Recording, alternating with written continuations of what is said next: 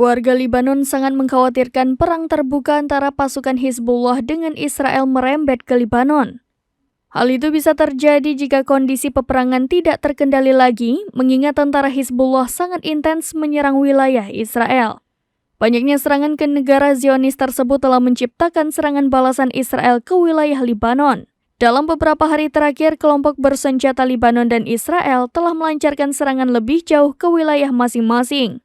Sebuah pertempuran sebelumnya terjadi di wilayah perbatasan Israel-Libanon. Dikutip dari Al Jazeera, serangan-serangan tersebut terutama menargetkan pos-pos militer dan pejuang, meskipun ada beberapa korban sipil. Sebagian besar desa di Libanon yang menjadi lokasi baku tembak telah kosong dari penduduknya, dan banyak yang telah melarikan diri ke markas Hizbullah di pinggiran ibu kota Beirut. Sebuah petisi online yang telah ditandatangani 8.939 orang menyerukan kepada pemerintah Libanon agar tidak terseret ke dalam perang. Laporan ini memperingatkan bahwa Libanon bisa berubah menjadi medan pertempuran perang proksi yang dilakukan oleh kekuatan asing.